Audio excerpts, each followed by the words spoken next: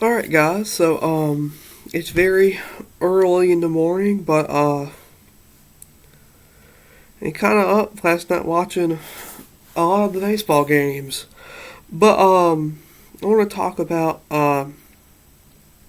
let's talk more about Georgia's off season. This time a more perhaps in depth look. The last time I did it I just was talking about how I thought about the season, but we actually will talk about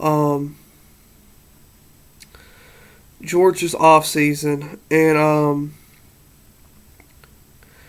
you know, Georgia ended the season really good last year on an NIT run, but and I told somebody this a while back. I said, I want to do better at conference play this season and or next season, but this season technically. Georgia went 6-12 in conference play the last 2 years. And you and 1-17 in 2021-22. So you want to do better in conference play, but um, this is in no order, or I believe it's from newest. This is from Dawgs 24/7. This is written by this is by Jordan D. Hill. Um, this is Georgia's basketball off season. Frank Anselm transferred to Louisville. R.J. Melendez transferred to Mississippi State. Mari Jordan commits to Tulane. Roll Wave. Tulane's an interesting team. I actually hope Mari does really good there. I hope the rest of them do good too. As a Mississippi State fan, I'm really happy. R.J. Melendez is at Mississippi State, and outside of when they play NC State, I hope Louisville does good with Big Frank. Justin Hill committed to Wichita State. Matthew Alexander Moncrief committed to Seattle. Jalen DeLoach committed to Loyola Chicago, which if you heard me talk about yesterday, I believe was one of the underdog teams that could be good. And Jabri Abdul-Rahim committed to Providence. So I believe that's it for transferring out. Transferring in, Georgia gets Tyron Lawrence from Vanderbilt, R.J. Godfrey from Clemson. Georgia signed a center, Samoto Coral. He also declared for the NBA draft, so he still has to make that decision. Is he going to be playing in the NBA, or will he be playing for Georgia? Dakota Lefevue from Mount St. Mary's committed to Georgia. Justin Abson from Appalachian State committed to Georgia. Former another Mount St. Mary players, Deshane Montgomery committed. And Georgia, Mike White said Georgia has completed their roster. It's not being official yet. He said it will not be public for a few hours or maybe a few days. But Georgia has finished their roster. And some other news about Georgia basketball, just for fun reasons, I guess. Georgia had their meetings yesterday, and Stegman. And look, we always talk about Stegman Coliseum. Some people say Stegman Coliseum's old and they love it. Some people say they hate Stegman Coliseum. I love Stegman Coliseum. I do believe that we need to do better, have a better arena, but at the moment, with the way the world is and how much everything's cost, Stegman Coliseum's perfect. It gets loud. It's about, some people say they hate the way it's built. I actually like the way it's built. I mean, anything is better than Memorial Gymnasium Vanderbilt plays on, right? I mean, you're sitting here, and the court is here, and the fans are all the way over there. So, I mean, Stegman Coliseum, I tell people all the time, it's not the best, but it's home, right? I love Stegman Coliseum, man. That's absolutely my favorite arena. And it will be a historic arena now because it will be getting a 7,000 square feet video board, which will be the largest in college, entire NCAA basketball. The largest at the moment goes to, I believe, San Jose State. There's Georgia's will be 2.5 times bigger than San Jose State.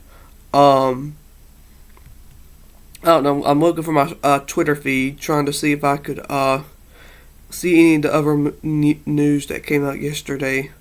They also had their meeting. Mike White said that this Georgia team will be the best and most talented he had.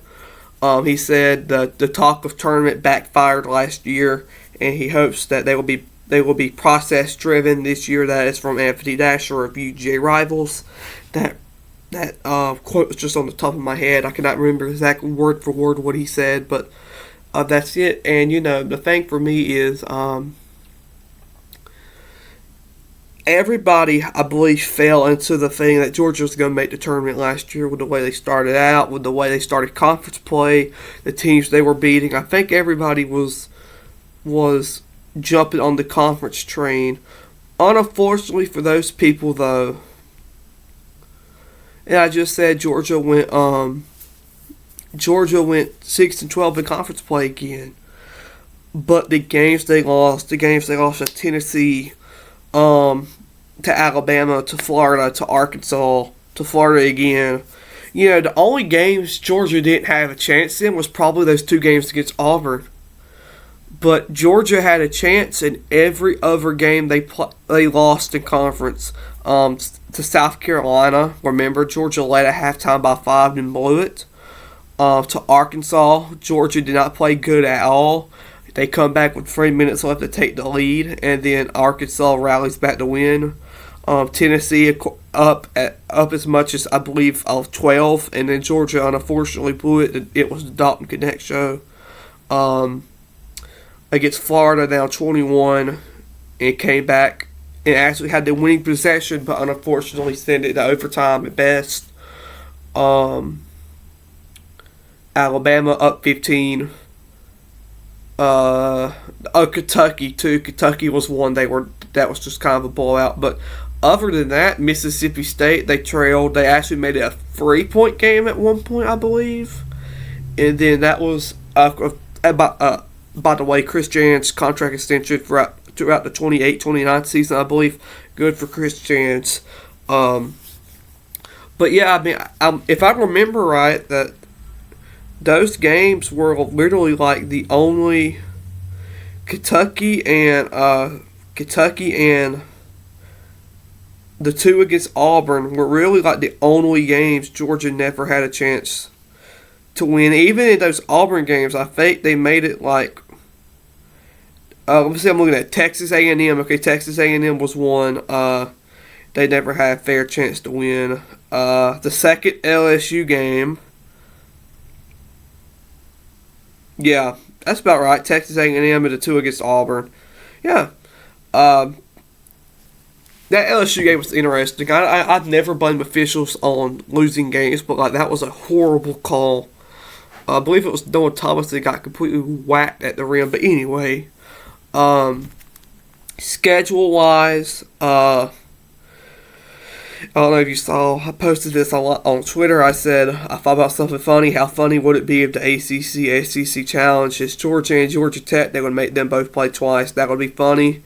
But on a serious note, once again, I hope it's Clemson, not FSU or Wake again. I don't want to play Florida State again. They played last year, and they played Wake 3 times in the last 2 seasons.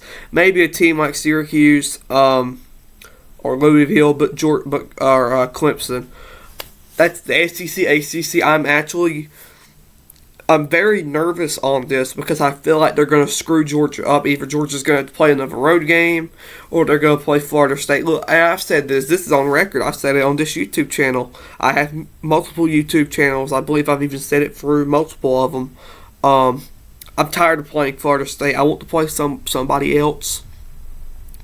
And, if that means having to play Pittsburgh or a team like that, then by God, I'll take it. I'm tired of playing those games. more on our schedule, Georgia has only had a few games right now. As I mentioned, they will play Marquette and St. John's November 23rd and 24th in the Bahamas. They will play South Carolina State December 29th, and then to be determined with Georgia Tech.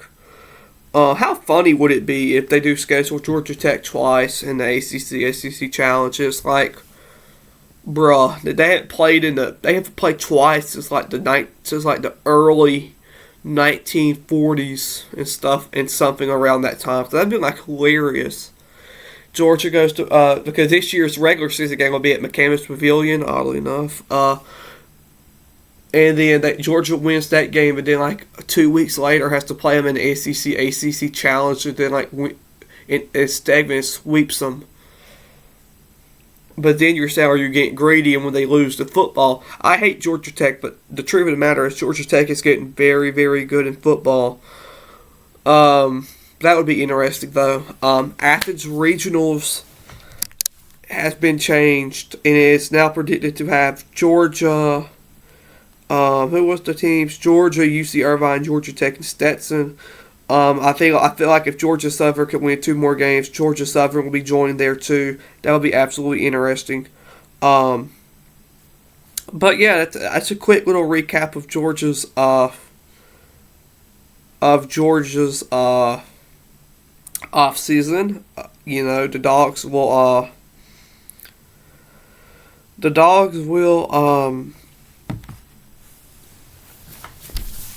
improve more. We'll get schedule right. Our schedules will be coming out soon, and then after that, we'll know who we'll be playing.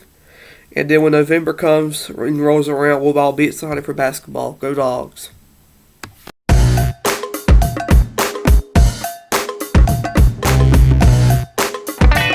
Dogs do the improbable, the unthinkable, the unbelievable. They beat Arkansas and go wire to win the SEC tournament.